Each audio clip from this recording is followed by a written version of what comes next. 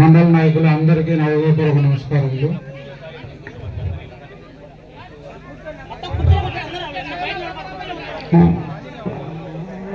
నా కలిసిపాడు రంతు గారిని వేదికను అలంకరించాల్సిందిగా కోరుతున్నాను.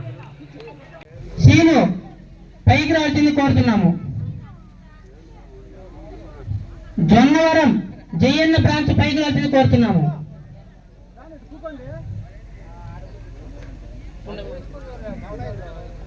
పైకి రావాల్సింది కోరుతున్నాం. మాజీ సింగిల్ విండో అధ్యక్షుడు రాజవల్ తిరుపాలరెడ్డి పైకి రావాల్సింది కోరుతున్నాము.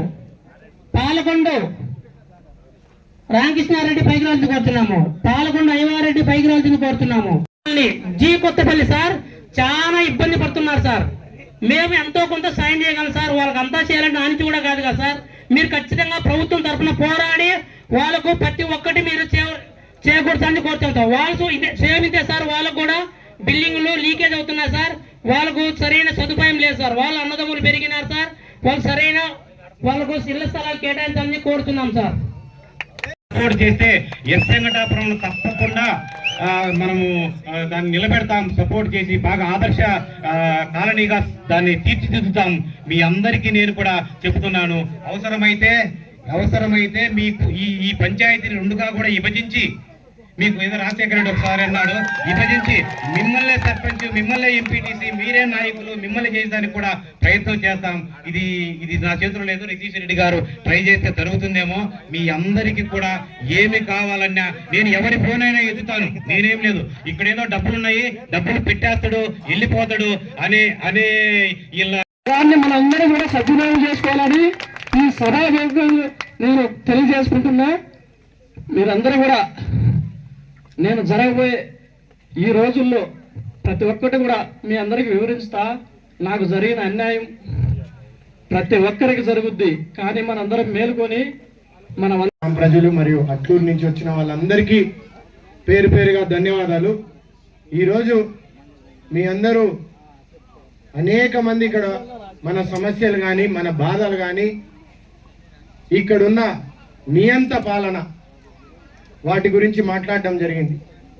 నేను ఒకటే చెప్తాను, ఈరోజు మార్పు మొదలైందా లేదా? మీరందరూ ఇక్కడ చూస్తే ఈరోజు ఈ తాలూకాలో భయం అనే దానికి మీకు ఒకటే చెప్తా. మేము ఇక్కడ ఉన్న వాళ్ళందరం పోయి పులివెందుల్లో కూడా ఓటమి అంటే ఎట్లుంటుందో ఈ జగన్మోహన్ రెడ్డి గారికి వాళ్ళ నాయకులకి తెలియజేస్తాం. ఈరోజు మేము పోతే మీరందరూ వినాల. ఎందుకంటే పులివెందుల్లో పోతే ఎవరైనా తెలుగుదేశం వాళ్ళు మాకు కబ్జా అయినాయంటే వైసీపీ వాళ్ళే మాకు కబ్జా అయినాయన్నారు.